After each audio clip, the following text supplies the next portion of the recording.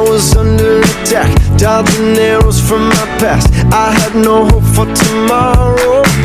Felt so much pressure, yes, I thought I would crack, but now there's no looking back. I'm moving forward, cause I know I got my armor now. No fear, no doubt, can't shoot me down, yeah. I got my armor now, no fear, no doubt, gonna shoot me down, down, down, down, down, down. Now I'm bulletproof because of you, because of you. And now I'm bulletproof because of you, because of you. You love me away, now I'm not afraid. No matter what the world may say or what they do, I am bulletproof because of you, because of you, you. I know you got this whole thing under control. My soul is untouchable because you've already won me. My victory is not in this flesh and bone, it's in the cross, and I know nobody's taking it from me. I got my armor now, no fear, no doubt, can't shoot me down, yeah. I got my armor now, no fear, no doubt, gonna shoot me down, down, down, down, down, down. Now I'm bulletproof because of you, because of you. And now I'm bulletproof because of you, because of you. You love me away, now I'm not afraid. No matter what the world may say or what they do, I am bulletproof because of you, because of you,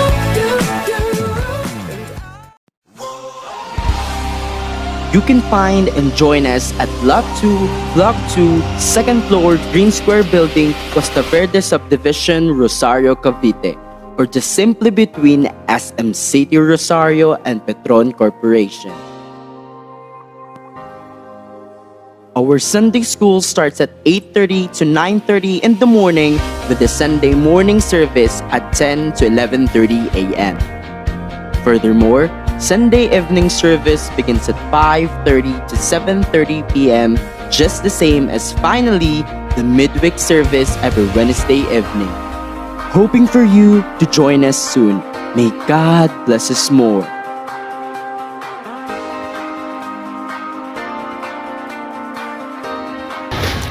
Welcome to our 180 Jam with the theme, Face the Book.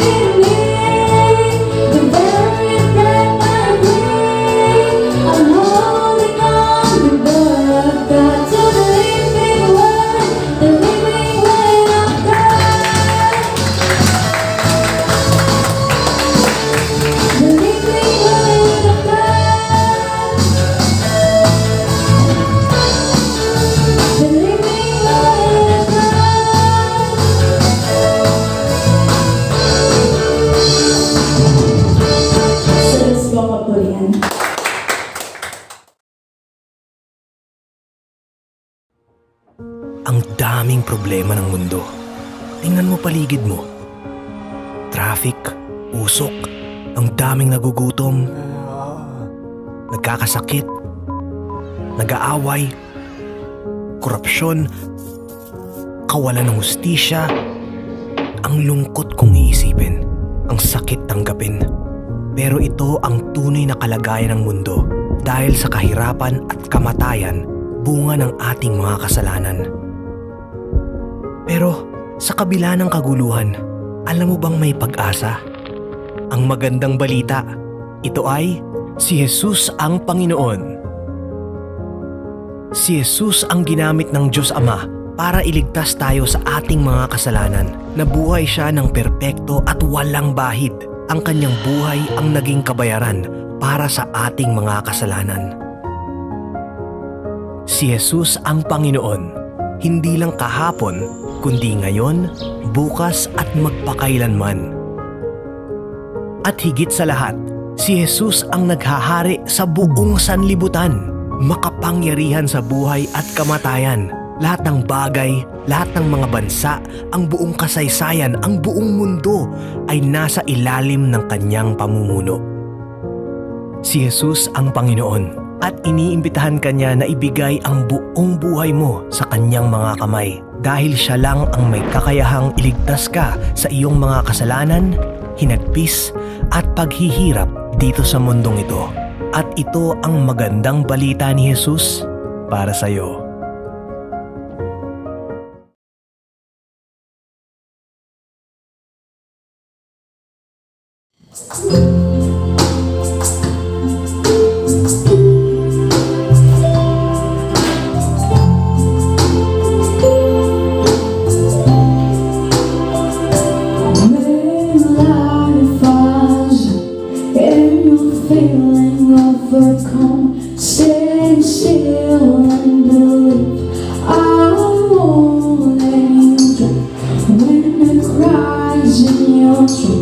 Watching all the waves below, lift your eyes to the sky, trusting I'll pass you by. Fear not, if I could say any louder, I would. Fear not, if I could say any louder, I would.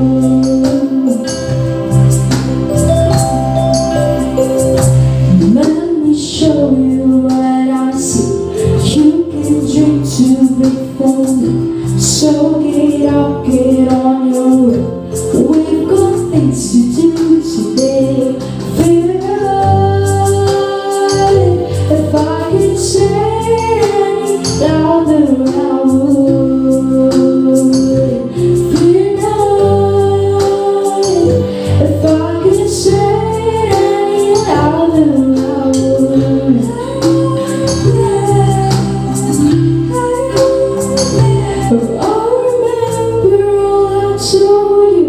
Remember all I say when the questions start arising.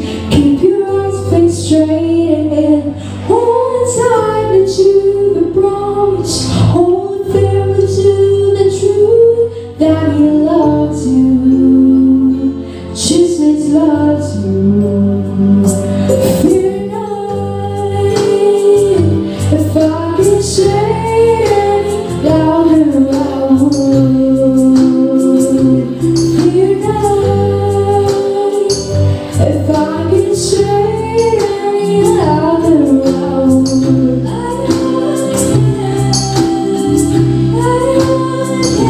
Fear not,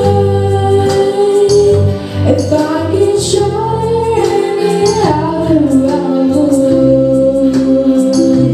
Fear not,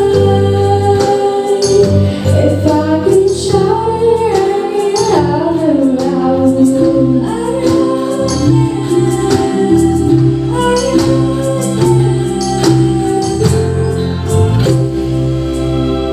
Sige, ako pray.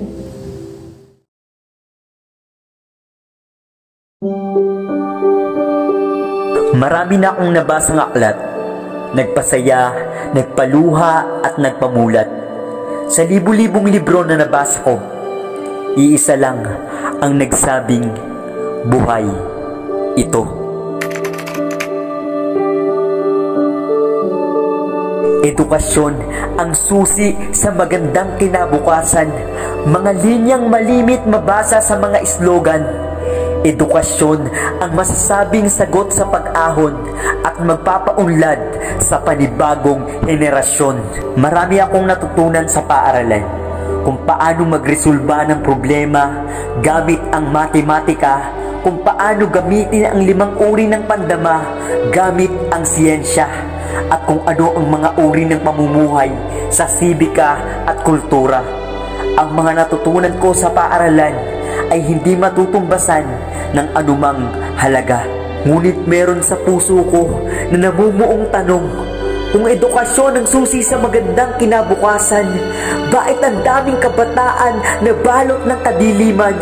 Bakit ang daming estudyante na maagang naging ama at ina ng tahanan? Bakit ang daming kabataan ang lulong sa pinagbabawal na gamot? Bakit parang magandang kinabukasan sa kanila ay pinagdamot? Bakit ang daming estudyante na nawala na ng pag-asa? Pag-asa na mabubuo pa ang kanilang pamilya. Pag-asa na may bukas na maganda. Pag-asa na balang araw makakaahon pa ang ating mahal na bansa. Pag-asa na kaya pang magbago. Oo, isa ako sa mga kabataan na gustong magbago, magkaroon ng magandang kinabukasan, makaahon ang pamilya sa kahirapan. Kaya kumapit ako sa edukasyon. Ngunit nawalan pa rin ako ng direksyon. Naimpluwensyahan ng barkada at maling relasyon. Nalulong sa bisyo at hindi na alam kung paano babangon. May mga bagay na hindi kayang ituro sa paaralan. Mga mas importanteng aral sa buhay na hindi kayang iresolba ng matematika. Mga bagay na hindi kayang ituro ng mga guro. Dahil ang katotohanan, ilang taon lang din naman tayong mananatili sa paaralan at lilisanin din natin ito para harapin ang mas malalaking hamong nag-aabang sa atin. Marami na akong nabasang aklat, nagpasaya, nagpaluha at nagpamulat. Sa libu-libong librong nabasa ko, iisa lang ang nagsabing buhay ito. Biblia, isang aklat na masasabing silid ng 66 na libro, isinulat ng 44 na tao at ng Espiritu Santo. Aklat na sinalin sa 1,000 ligwahe at pinakamabiling aklat sa kasaysayan ng mundo. Ano nga bang meron dito? Aking binasa ang bawat kapitulo, sinuri ang bawat bersikulo.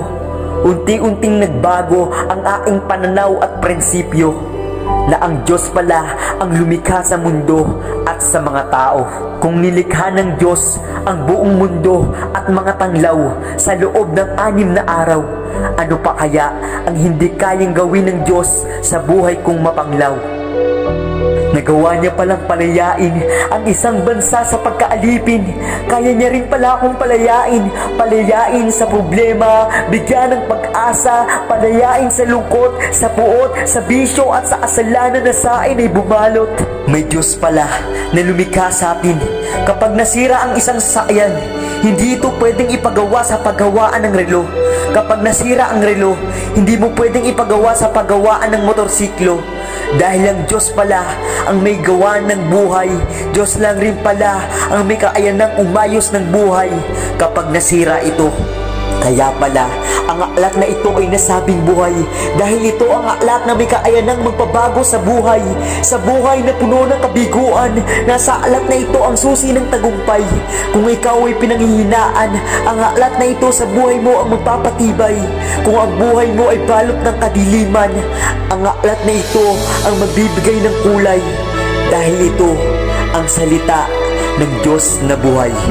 Salita na parang binhi na tumatanim sa puso at nagbubunga ng pag-ibig, kagalakan, kapayapaan, katiyagaan, kabaitan, kabutihan, katapatan, kainahunan.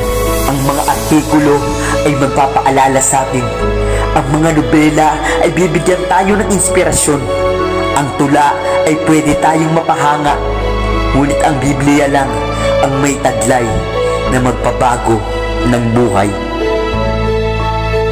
Biblia, sa aklat na ito ko di nalaman ang pag-ibig na totoo. Walang iba kundi ang pag-ibig ni Kristo na hindi ko natutunan sa paaralan at sa aking mga guro. Darating din ang araw na makakalimutan rin natin ang formula ng circle, square at rectangle. Inaamin ko na mahihina ako at ilang beses na akong bumagsak dito. Pero algebra ang nagturo sa akin na ang isang negative na bagay, kapag dinagdagan mo ng isa pang negative, mas malaki ang negativity nito. Pero kung isang negative na sitwasyon ay gagawan mo ng paraan, hindi na ito mananatiling negative as long as mas mataas ang positive value na idinagdag mo. Hindi ko man kabisado ang Maslow hierarchy of needs. At least dahil sa economics, naintindihan kong para tayong fiat money, wala talaga tayong intrinsic value. Hindi hamak na papel lang tayo na walang halaga. Pero dahil sa ginawa ni Jesus sa krus, nagkaroon tayo ng value and worth. Binili tayo ng Diyos sa halagang hindi matutumbasan, gaya ng papel na permado ng Bangko Sentral. Permado rin ng banal na dugo ni Jesus ang sino mang nagtitiwala sa Kanya. Maaring biguin tayo ng ating sariling galing, pero ang salita ng Diyos kailanman hindi tatalunin, dahil para itong tabak na may dalawang talim.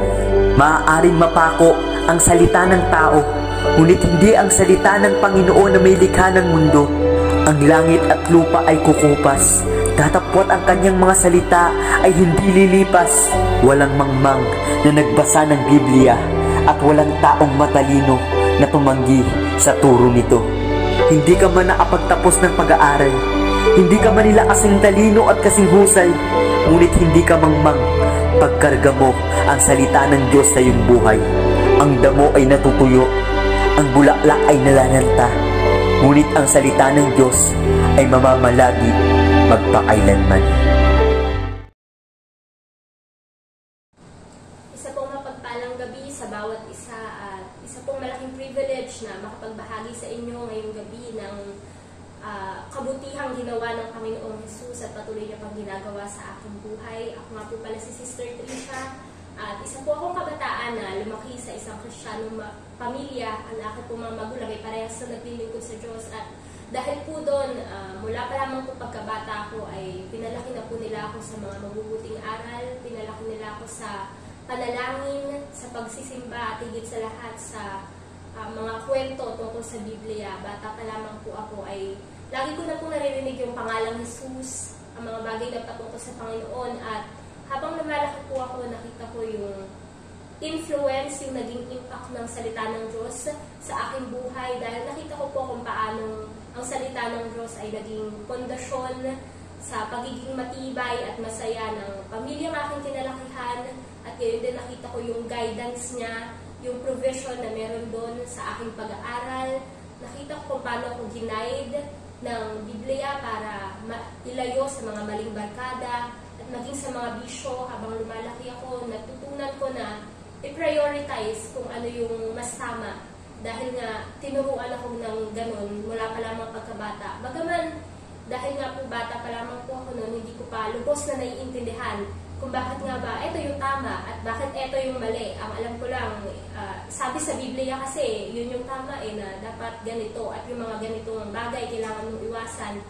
At dahil nga po ganun na hindi ko pa siya lubos na naiintindihan noon, dumating sa punto na nagkaroon din po ako ng mga katanungan sa aking isipan dahil unti-unti ko rin nakita na yung ibang mga kabataan ay may ibang uri ng pamumuhay kumpara sa akin. Nakita ko na pwede palang iba-iba ng uri ng pamumuhay. So paano ko masasabi na yung sinasabi ng Biblia, yun pala yung dapat ko talagang sundin? Paano kung hindi naman pala totoong may Diyos o hindi naman pala totoo yung Jesus na itinuro sa akin pagkabata ko pa lamang at ang dami palang mga relihiyon. Paano ko masasabi na nasa tamang paniniwala ako? Nagkaroon po ko ng mga ganitong katanungan na naging starting point din po para alisan ko ng pagpapahalaga unti-unti yung mga bagay na naituro sa akin pagkabata ko pa lamang. nagsimulang pawalan ko ng pahalaga yung pananalangin, inalisan ko ng pagpapahalaga yung mga kwentong natutunan ko sa Biblia, inalisan ko ng pagpapahalaga yung pagsisimba. Dumating sa punto na ginagawa ko na lamang yun dahil yun na yung nakasanayan ko, dahil yun yung magpapasaya marahil sa mga magulang ko, at yun na yung nakasanayan maging ng ibang tao na makita sa akin. Ngunit sa kabila ng mga bagay na yun na ginagawa ko, totoo lang ay gumagawa ko ng mga bagay na hindi kalugod-lugod sa ating Panginoon kapag walang nakatingin, nakatalikod ang mga magulang ko, nakatalikod ang mga kaibigan ko. Ako po ay gumagawa ng mga bagay na hindi kalugod-lugod sa Diyos. Ako po ay natuto, grade 5 pa lamang po ako, natuto akong magsinungaling sa mga magulang ko, natutong magmura, natutong mangupit. Noong una maliit na halaga lang hanggang sa unti-unti habang tumatagal, lumalaki na. Pagpasok din po ng high school, natuto po akong manood ng mga malalaswang panoorin. At ito pong mga gawain na to ay sarili ko lamang po. Akala ko sarili ko lang yung nakakaalam dahil hindi ko hinayaan na malaman yun ng ibang tao. Dahil sa isip ko, may image na ako sa harapan ng mga tao na, yan, si Trisha, mabait yan. Si Trisha, ano yan, lagi ang masunurin sa magulang, mga ganong bagay. At gusto kong i-maintain yung image na yun. Bagamat sa loob-loob ko, sabi ko, okay lang to, itong ginagawa ko kasi, di ba, iba-ibang paraan ng pamumuhay naman, okay lang naman yun, kanya-kanyang trip lang yan. Pero, dumating din sa punto na habang ginagawa ko yun, habang tumatagal na ginagawa ko yung mga kasalanan na yun, nakita ko na hindi ako naging masaya sa mga bagay na yun, hindi ako naging masaya sa mga kasalanan na yun, at doon, nagkaroon ng turning point na nasabi ko sa sarili ko na, yun pala yung pagkakaiba. Yun pala, kaya pala ako pinalaki ng mga magulang ko sa salita ng Diyos. Dahil nandito pala makikita yung pagkakaiba ng buhay na nasa Panginoon at buhay na wala sa Panginoon. Dahil hindi pala masaya yung ganong klase ng buhay na meron kang takot sa puso mo, meron kang galit sa sarili mo, pagkapahiya sa harapan ng Panginoon. At doon ako muling nagbalik loob sa Biblia, muling nagbalik loob sa Panginoon, lumapit ako sa Kanya at nagsabi na, Panginoong Jesus, ngayon napatunayan ko na hindi talaga sa mundong to, sa kaibigan, sa kasalanan, maging sa pag-aaral, hindi sa mga bagay na yun, hindi pala talaga doon makikita yung tunay na kahulugan ng buhay, kundi sa iyo lamang at sa salita mo. At pagkatapos kong isuko yung buhay ko ng buo sa Panginoon, ay doon po nagkaroon ng kagaanan ng aking puso, nagkaroon ako ng kapayapaan at tunay na kagalakan na nagmumula lamang sa Panginoon. Napatunayan ko na yung Diyos pala na nagsasalita sa Biblia, hindi siya isang relihiyon lang, kundi isa siyang Panginoong Jesus na nakakausap natin ng totoo, isang Panginoon na pwede tayong magkaroon ng totoong personal na relasyon at sa Kanya lamang natin tunay na makikita yung kahulugan ng buhay natin. Kaya yun din po ang gusto kong sabihin sa inyo mga kaibigan na ano man yung kulang sa buhay mo, naghahanap ka marahil ng kahulugan, naghahanap ka ng tunay na kagalakan at kasiyahan, bakit hindi mo subukan ang salita ng Panginoon dahil doon mo makikita yung mga kasagutan sa mga tanong na meron ka. Subukan mo ang Panginoong Jesus at tinitiyak ko sa inyo na siya rin ay mangungusap sa inyo. Yun lamang po muli, ibinabalik ko ang kapurihan sa ating Panginoon.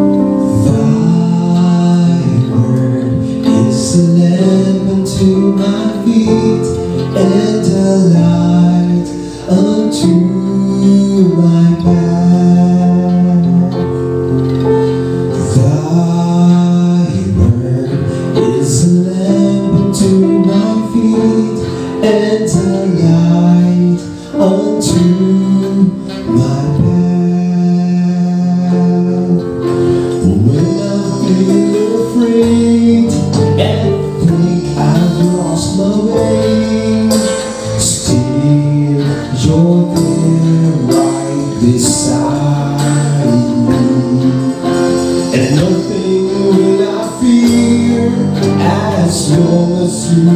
near. Please be near me to the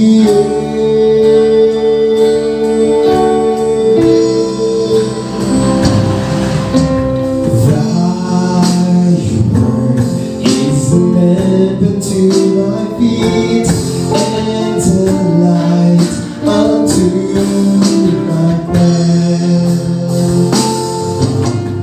Thy word is a lamp unto my feet and a light unto my path.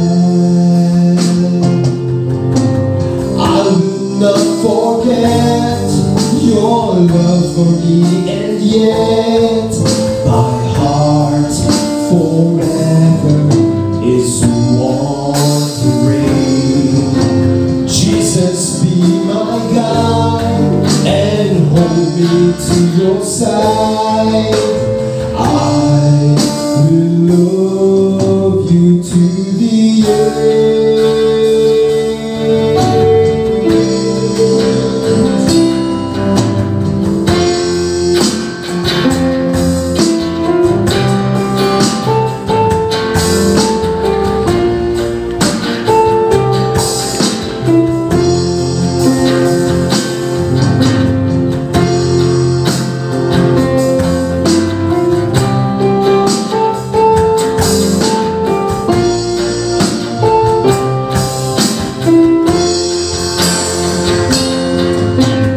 Nothing will I fear as long as you are near.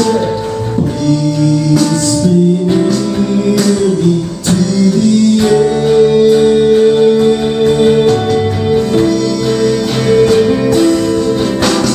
Thy word is a lamp unto my feet and a light unto my path.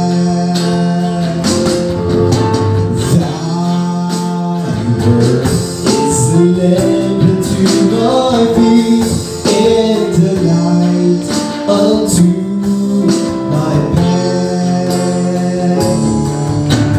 Thy word is a lamp unto my feet and a light unto my path. Thy word is a lamp unto my feet and a light unto my path. And the light unto my path. You're the light unto my path.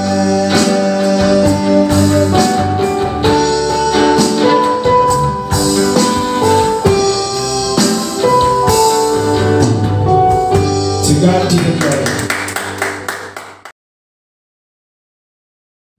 Ito si Mr. Good Boy. Mabait, matapat, mapagbigay, hindi nagmumura. Oo, syempre, gawin ang tama, tumulong sa kapwa at sundin ang 10 utos. Sigurado sa langit ako mapupunta.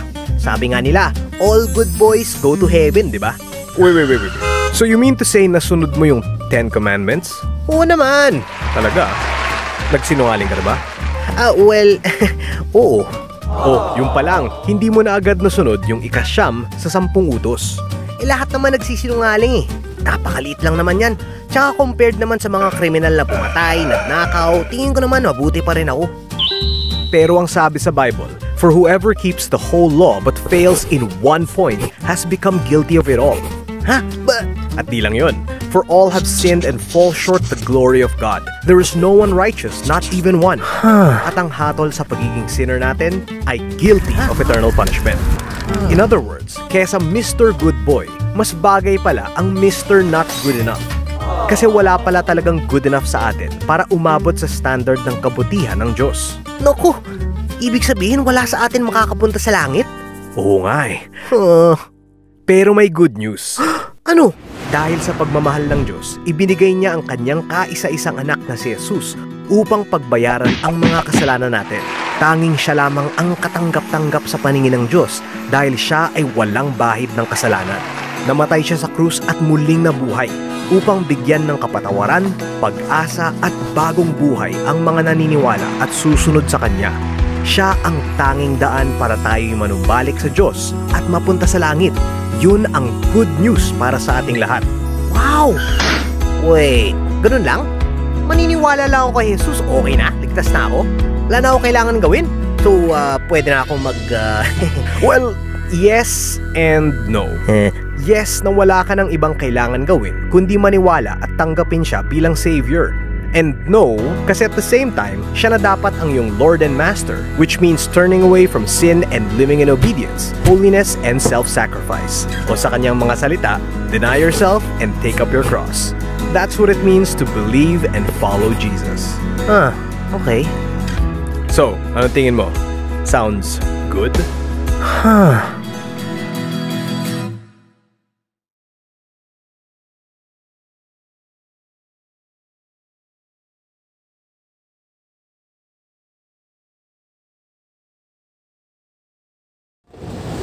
Magandang gabi po mga kapatid sa ating Panginoon. Lalong po sa ating pong nasa live stream. At ang ating pong 180 Jam ngayong gabi ay atin po itong binigyan ng tema na Face the Book. Yan po. Kaya kung ikaw yan, kaibigan, welcome na welcome ka po na makinig ngayong gabi, lalong higit sa pinakamahalagang bagay. Ito po ang salita ng Panginoon. At sa mga napakinggan po natin, ang mga awitin, mga patutuon na kung saan paano po binago ng Diyos ang kanilang buhay, ay mag-enjoy ka lang dyan, kaibigan, habang ikaw ay nakikinig. Dumako naman po tayo sa pag-aaral ng salita ng Diyos. Nais ko pong basahin ang talata. Ito po ay matatagpuan sa Joshua chapter 1 verse 8. Sabi po niya rito, ang aklat na ito ng kautusan ay huwag maihiwalay sa iyong bibig, kundi iyong pagbubulayan araw at gabi, upang iyong masunod na gawin ang ayon sa lahat na nakasulat dito. Sapagkat kung magkagayoy, iyong paghihinhawain ang iyong lakad, at kung magkagayoy, magtatamo ka ng mabuting kawakasan. At ang aking pong pangangaral ngayong gabi ay aking po itong pinamagatan na the most powerful book at all times. So, naisip ko po itong pamagat na ito dahil napapanahon po siya. Hindi po siya kumbaga sa mga pelikula, pagka paulit-ulit mo nang napanood, kumbaga laos na. Subalit ang salita po ng Panginoon ay ito po'y pinaka-the best.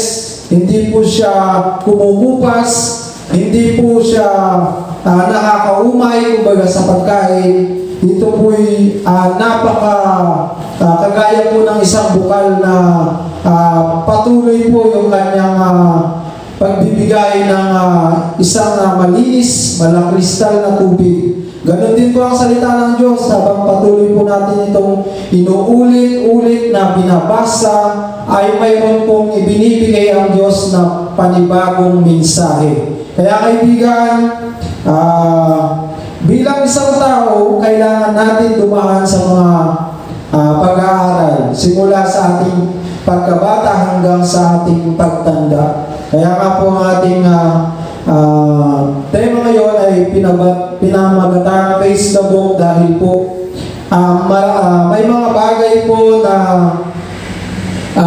minsan kakaligtaan natin sa ating buhay.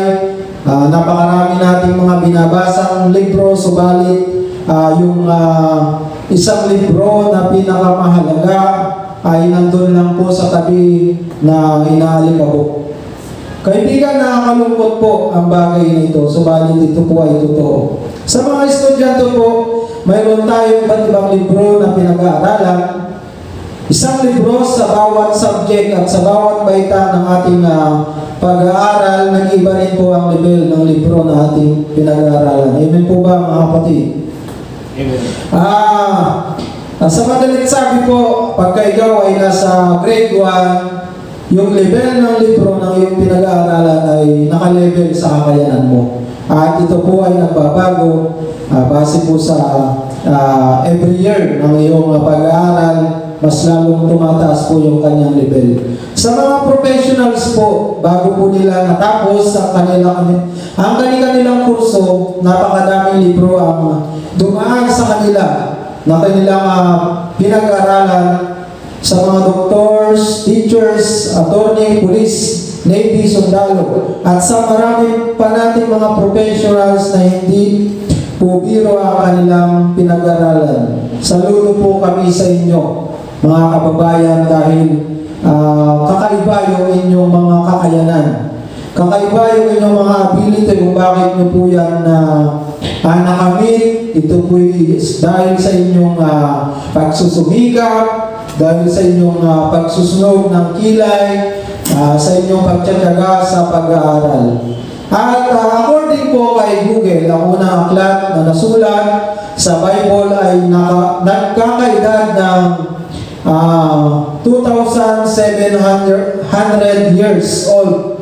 Ito po ay ang Book of Genesis. Ito po ay sinulat kamay at kinasihan ng Diyos ang lahat ng nagsulat sa Bible. Ginamit lamang po silang instrumento para ito ay masulat. Amen po ba, mga kapatid? Iba-ibang mga tao, iba-ibang mga wika, iba-ibang mga uri ng tao, depende sa level ng kanilang hanap buhay. Ang King James Version po ay na-print noong 1611.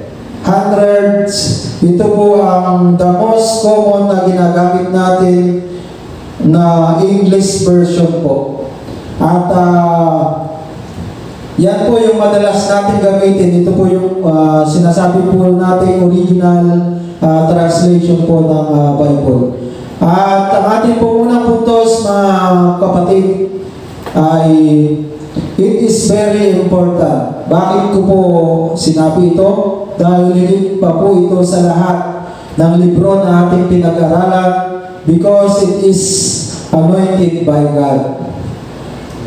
Ito po ay binasbasan. Ito po mismo ang salita ng Diyos. Ito po mismo yung gawa ng Diyos. Ito po mismo yung pakikipag-communicate ng Diyos sa tao base sa kanila pong kung paano po sila kalapit sa ating Panginoon. At makikita na naman po natin sa Bible ang talagang mga kinakausap ng Diyos. Ito po yung mga matutuwid na tao. Ito po yung mga tao marunong magtiwala sa ating pong Panginoon. Itinuro po dito ang tama at matuwid na pamumuhay sa harap ng Diyos. Dito po sa Bible, nandito po nakapaloob yung pagiging matuwid na pamumuhay sa harap ng Panginoon. Kung ikaw yan, kaibigan, nakikita mo sa iyong sarili, hindi ka matuwid sa Panginoon, kailangan mo ang Bible basahin. Amen. At ginagamit ito ng Diyos upang iligtas ang isang tao makasalanan at binabago ang buhay. Dito po kami nag-umpisa, mga kaibigan. Nag-umpisa po kami dahil may napakinggan po kaming salita ng Diyos. Ang salita ng Diyos, kinausap kami, kumilos ito sa aming buhay, at ito na po kami ngayon. Hindi po madali yung aming pong dinaanan dahil isa rin po kami katulad no dati na alipin ng bisyo, alipin ng kasalanan. Subalit kung ikaw ay seryoso, nababasahin mo lamang sa salita ng Diyos, ay ito po ay may malaking magagawa sa iyong buhay. At isa pa po, this is the voice of God. Ito po mismo yung salita ng Diyos na naisulat sa Biblia. Sabi po sa 2 Timothy chapter 3 verse 16 to 17, ang lahat ng mga kasulatan na kinasihan ng Diyos ay mapapakinabangan din naman sa pagtuturo, sa pagsansalang, sa pagsaway, sa ikatututo na nasa katwiran upang ang tao ng Diyos ay maging sakdal, tinuruang lubos sa lahat ng mga gawang mabuti. Kaya kaibigan, ikaw yan. Isa ang sabihin na natin matigas ang ulo, isa kang pasaway, isa kang sakit ng ulo sa lipunan. Nais mong mabago ang iyong buhay, magbasa ka ng Bible. Ang Bible po, malaking magagawa ito sa ating buhay sa kabila ng napakarami po natin pinag-aralan ng mga books, mga libro. Subalit, wag mo hindi babasahin ang salita ng Diyos. Minsan, excited tayo sa mga bagong labas ng mga libro. Ito yung mga sikat, ginagawa ng mga kilalang tao, ginagawa ng mga matatalinong tao. Subalit, kaibigan, higit pa dyan ang salita ng ating Panginoon na kailangan mo na basahin. Kaya pinamagatan ko po itong the most powerful book at all times, dahil dito po gumawa ang Diyos ng mga dakilang bagay. Dito po naghimala ang Diyos, ang mga may sakit pinagaling, ang mga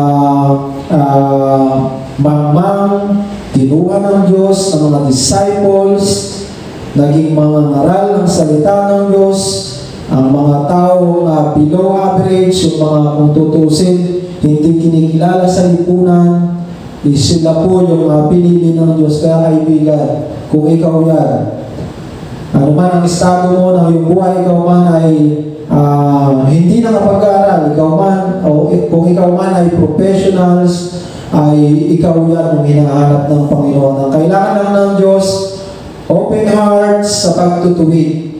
Second point po, it can change life. Amen po mga kapatid, sapagkat isa po ako sa patunay. Nung nalaman ko ang salita ng Diyos, talagang nagkaroon po ako ng pagbabago ng buhay. Mula sa pagmumura, pagsisinungaling, sa paggawa ng kasalanan, sa pagnanakaw, sa pagiging mayabang, at sa iba't iba pa pong mga kasalanan. Napapasama po ako sa mga nakawan. Naranasan ko pong matutukan ng baril habang ginagawa ko ang bagay na ito. Sa una, napakasaya, subalit nung naranasan ko pong matutukan ng baril, nagkahalong kaba, lungkot, at na-realize ko na sa isang iglap lang ay maaari kuhanin ng Diyos ang aking buhay. Subalit, mabuti po ang Diyos dahil isa po ako sa binago niya. Kapag binasa mo ang Bible, may mga gapos ng kasamaan ang nawawasak. Amen po mga kapatid. Maraming mga gapos na daladala ng kaaway. Iba't ibang gapos ang daladala sa taras sa buhay ng isang tao. Ito ay salamin ng ating buhay. Nililinis nito ang lahat ng ating karumihan sa harapan ng ating Panginoon. Pansinin po natin mga kaibigan sa live stream, maging sa mga kasama ko ngayon. Kapag ikaw ay humarap sa salamin at may nakita kang muta o kaya anumang dumi sa iyong mukha, di ba una-una mong ginagawa? Nililinis mo ito, inaalis mo ito. Ganon din yan sa salita ng Diyos. Pag binabasa mo ang salita ng Diyos, ito ay may malaking kapangyarihan na kaya kumilos sa iyo, kaya kang palayain anumang masasamang bagay na nasa iyo. Basta open lang yung iyong puso. Ito ay nagpapalaya sa mga galit, tampo, sama ng loob at hindi pagpapatawad. Mga kaibigan, ito po ay mga gapos ni Satanas na kapag hindi mo nabantayan, hanggang ikaw ay mamatay, dala-dala mo ang mga bagay na ito, nakakalungkot kaibigan, isa kang kandidato sa kapahamakan. Kapag ikaw ay may tanim na galit, sama ng loob, tampo, hindi pagpapatawad, ay nakakalungkot kaibigan dahil wala pong mapupunta sa langit na makasalanan. Ang mga pupunta po sa langit, ito po yung mga taong na tumanggap sa Panginoon, nagsisi sa mga kasalanan, dinalaya ng Diyos sa mga kasalanan. Kaya kaibigan, hindi ko binabanggit ito upang ikaw ay saktan, kundi binabanggit ko ito dahil ang salita ng Diyos, kapag ikaw ay nasaktan, kapag ikaw ay tinamaan, ibig sabihin, totoo ang salita ng Diyos. Dahil sabi po sa Bible, ang salita ng Diyos kagaya ng isang tabak na magkabilaan ng talim. Ito'y humihilagpos hanggang sa kaloob-looban, hanggang sa iyong kaluluwa. Ay kaya itong humilagpos. Kaya kaibigan, anumang tanikala, mayroon ka, gaano man yan katibay, ang ginawa ni Satanas sa iyo, walang mas makapangyarihan pa sa salita ng ating Panginoon. Amen. Walang kayang ipagmalaki si Satanas sa Panginoon. Gaano man katibay ang posas na inilagay sa iyo ni Satanas, ang kandago na inilagay sa iyo ni Satanas na kasalanan, kapag ikaw ay bukas ang puso, pinayagan mo ang Panginoon, ang mga posas na yan, ang mga tanikala na yan, ay biglang magbabagsakan. Pangatlong puntos po, it can save your life. Sabi sa John 10 verse 9, ako ang pintuan, ang sinumang tao pumapasok sa akin, ay siya'y maliligtas at papasok at lalabas at makakasumpong ng pastulan. Ibig sabihin po nito, kapag ang Diyos ay pinapasok natin sa ating mga puso, pinayagan natin sa ating mga buhay, ay mayroon po tayong pag-asa na tayo po ay magkakaroon ng kaligtasan. Pag tinanggap natin siya bilang Panginoong Diyos, sariling tagapagligtas ng ating buhay, ay mayroon pong malaking magagawa yan sa ating buhay. Kaya kaibigan, ang mundong ito, pansamantala lang ang buhay. Pansamantala lang, ilang taon ka lang dito, mamaya kukuhanin ka lang ng Panginoon. Saan mo gugugulin ang profession mo, saan mo gugugulin ang katalinuhang mayroon ka. Huwag mong hayaan na gamitin lang ni Satanas yan dito sa sanglibutan. Hayaan mo ang Diyos ang gumamit sa talento at sa katalinuhang mayroon ka. Isa pong nakakalungkot na parte ng ating buhay kung saan nakuha mo na ang lahat ng gusto mong pag-aaral. Mga pinag-aralan mo hanggang sa naging professional ka, subalit kaya ba nitong makatulong sa iyo kapag ikaw ay nakakaranas ng mabibigat na suliranin? Kaya po ba mga kaibigan? Yung mga pinag-aralan mo, yung mga doctorate mo, lahat ng subject na napag-aralan mo, pag ikaw ay may problema, walang may tutulong yan. Ang makakatulong lamang sa iyo, ang salita ng Diyos, ang boses ng Diyos, the voice of God, na mayroong taglay na kapangyarihan. May mga tanyag, kilala, may matataas na pinag-aralan ng mga tao, pero ang tinahantungan ng kanilang buhay ay pagpapakamatay. Dahil may namiss silang isang libro na dapat nilang pag-aralan, ito ang Bible at salita ng ating Panginoon. Yan ang wag na wag po natin mamimiss. Pag-aralan na po natin lahat, pero wag na wag mong mahayaan na ang Bible ay hindi mo nabasa. Dahil ang Bible po, ang meaning po ng Bible, book of instruction before you leave it on earth. Mahal kong kaibigan, proud ako sa iyo. Dahil isa kang professional, pero kulang po yan kung wala si Kristo sa iyong buhay. Dalawang libro po ang kailangan nating harapin sa ating buhay. Kailangan mong basahin ang salita ng Diyos, at pagka naunawaan mo ito, pag ikaw ay kinuha ng Diyos, muli kang maharap sa isang mas makapangyarihang libro. Ito yung aklat ng buhay na kung saan dito nakasulat ang mga pangalan ng mapupunta sa kapahamakan at mapupunta sa walang hanggang buhay, sa impyerno at sa langit. Kaya kaibigan, ito yung panahon na kailangan mong mamili. Ikaw ba ay mananatili sa kasalanan, gawin mo lahat ng gusto mo, lahat ng layaw mo, wala kang alam sa salita ng Diyos, initsapwera mo ang Bible, may Bible ka nga, subalit nasa gilid lang ng iyong table, inaamag na, minsan may mga sakot ng gamba, may mga alikabok, may Bible ka pero hindi mo binabasa. Huwag na huwag mong haayaan na hindi mabasa ang salita ng Diyos dahil ito pong Bible, ito yung pinakamakapangyarihang aklat. Ito po yung salita ng ating Panginoon. Kaya kaibigan, ikaw yan, mahal ka ng Panginoon. Hindi ko po sinasabi ito upang ikaw ay saktan, kundi sinasabi ko ito dahil concerned ako sa iyong buhay habang ikaw ay nasa lupa at concerned din ako sa kabilang buhay kung saan ka pupunta. Nais ng Diyos lahat ng tao ay maligtas at makalam ng katotohanan, kung kaya nangangaral kami ng salita ng Diyos upang ang lahat ng tao ay maabot ng salita ng Diyos. Ikaw yan, kaibigan, nais kitang ipanalangin, mahal ka ng Panginoon, nais mo bang tanggapin ang buhay na walang hanggan na iniaalok ng Panginoon. Isang simpleng panalangin, ililid kita, repeat after me. Dito rin po kami nag-umpisa, mga kaibigan. Kaya kung ikaw ay handa na, seryoso ka, mahal ka ng Panginoon. Ito na po ang panalangin. Sumunod ka sa panalangin ito. Ama naming Diyos, na dakila at makapangyarihan sa lahat, inaamin ko po sa aking sarili, ako ay isang makasalanan.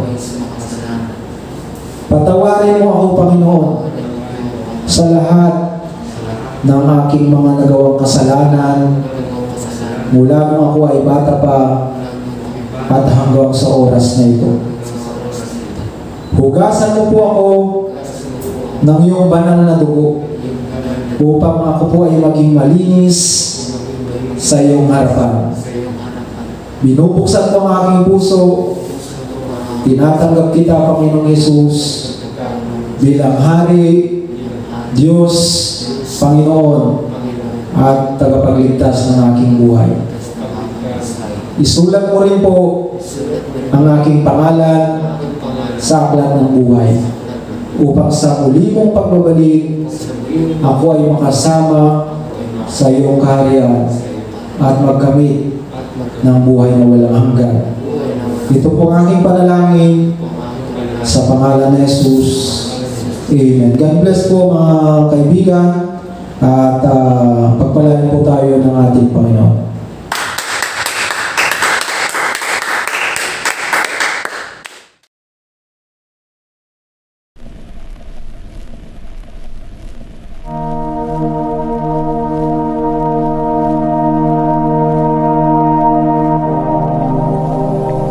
This is where it all begins. The Bible tells us that God has created you and me, the universe, and everything else. Because God is our creator, He has the right to tell us how to live. He created us to love, serve, and enjoy being with Him forever. God is perfectly holy and righteous, which means He is completely pure and hates all evil. Instead of seeking God and loving Him, we have all rebelled against Him and done wrong. This places us in danger of eternal punishment, which we rightly deserve because of our sin against our Creator. One day we will all die and be held accountable for every evil thought, word, and deed.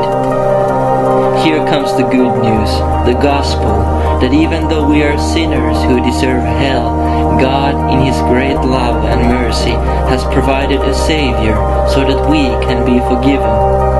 God sent His Son, the Lord Jesus Christ, who lived a perfect life and died on the cross, taking on Himself the punishment for the sin of all those who will turn and trust in Him. 3 days later, He rose from the grave, conquering death itself. How does this apply to us? God commands us to turn away from our sin and to trust in Christ alone for our forgiveness and salvation. If we turn toward God and have faith in the Lord Jesus and what He has done, we are saved and born again into a new and eternal life with God our Creator. Now that's good news indeed.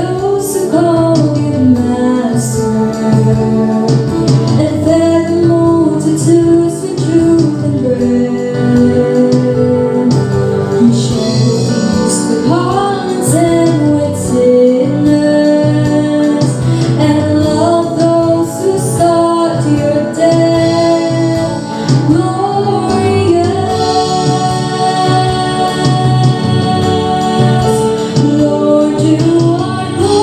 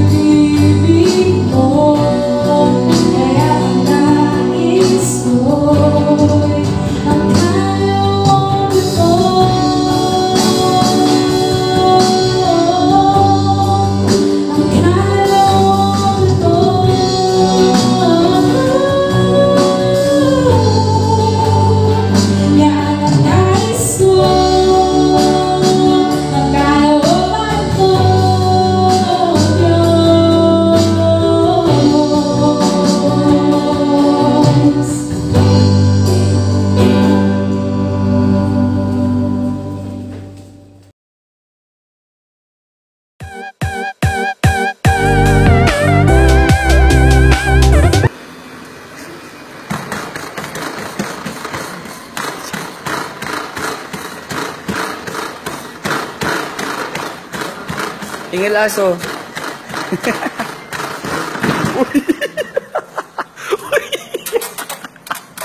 Kuan gapon ay. Bak!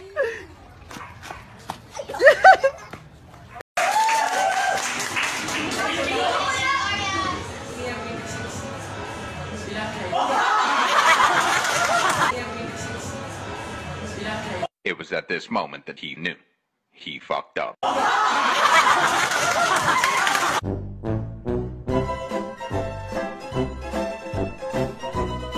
At anong gawin nyo sa akin, patayin nyo pa ako, hindi ko makakompute yan.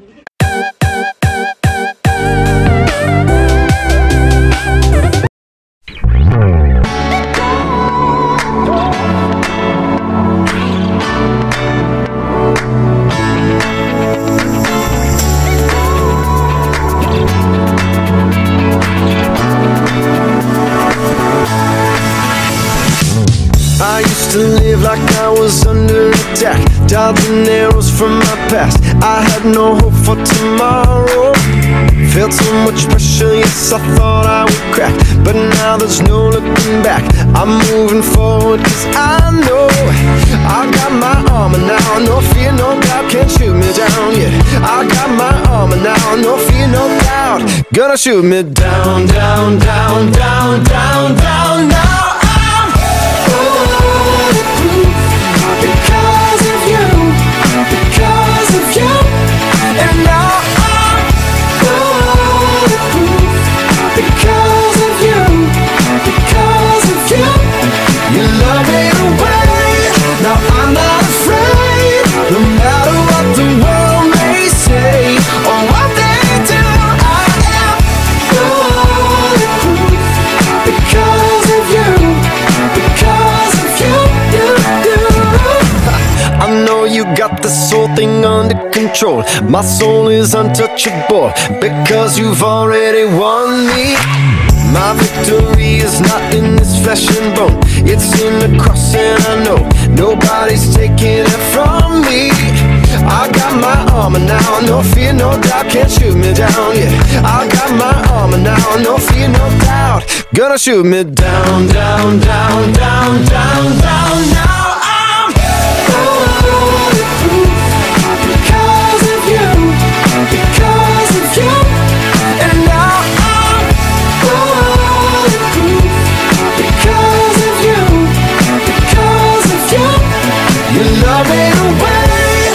Now I'm not afraid, no matter what the world may say or what they do. I am bulletproof. Because of you, because of you,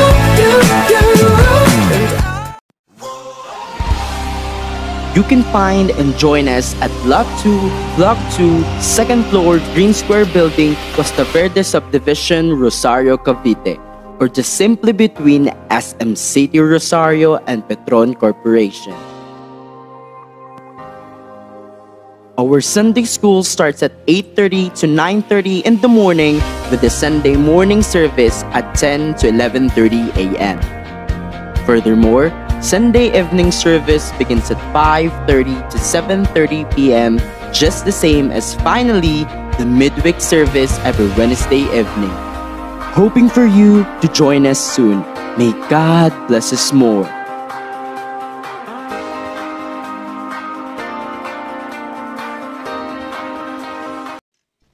Thank you for watching with us today.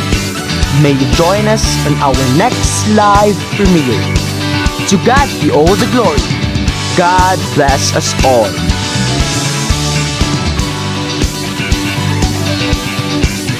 Every season, you give me life. You shine through the darkness. You are my light.